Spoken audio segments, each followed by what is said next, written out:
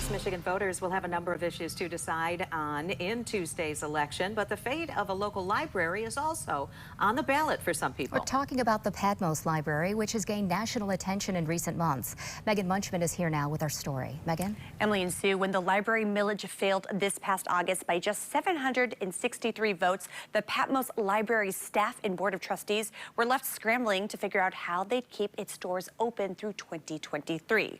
Then a GoFundMe campaign gained national attention and crowdsourced more than $260,000 to keep the library funded through 2023. But if this millage does not pass, Jamestown Library will likely close entirely within 1 year. That's what makes a public library a public library. With November 8th just days away, rhetoric is heating up in the small community of Jamestown Township. When did it become a library's duty to be obsessive about gender and sexuality for children? We are witnessing a really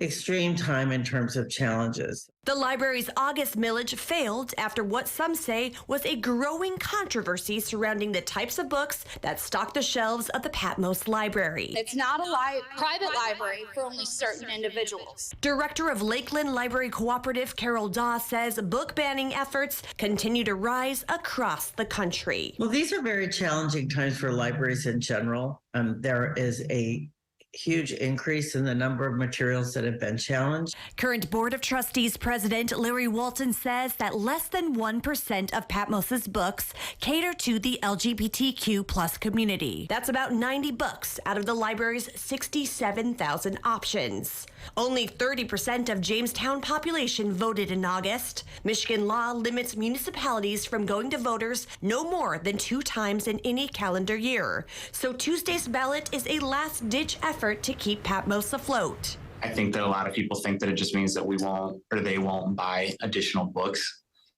But that's just not the case. Michigan law requires that public libraries are funded in part by a city, village, or township millage. While the previous approved millage, coupled with outside fundraising efforts, left enough money to keep Patmos open for 1 more year, if the November vote doesn't pass, the Patmos Library will cease to exist because of lack of funding. The real issue is going behind the backs of parents to groom and indoctrinate their children without parental consent. Former Patmos librarian Matt Lawrence says that tensions reached a boiling point early spring of 2022. A persistent level of kind of tension, I think would be the best way to put it, between the library as a whole and certain members of the community. Also up for a vote on Tuesday, 3 seats on the library's board of trustees. The library board is in charge of the library director, and the library director manages the library. With the Patmos Library still in search of its new director, whoever fills the 3 open seats may impact which books are available to the public. According to the Ottawa County Clerk's Office, the 3 seats that are up for a partial term are on the ballot because in 2020,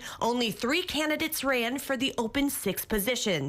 The other spots were filled by appointed members. As far as selection of materials, that is the responsibility of the library director and his or her staff.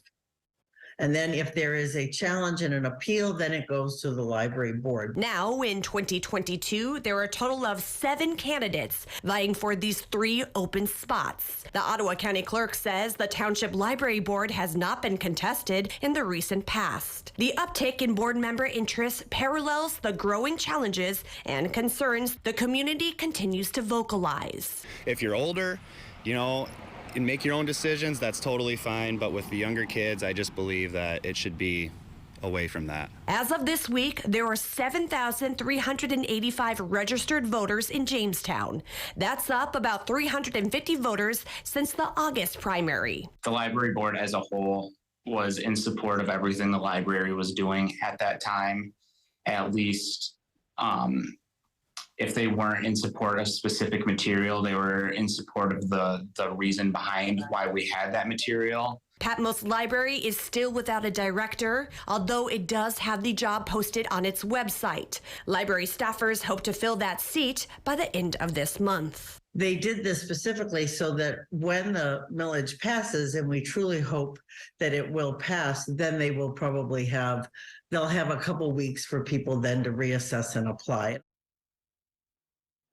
Again, only 30% of Jamestown Township's population voted in the August primary. The best way for you to voice your support or concerns is to show up on Tuesday and cast your ballot.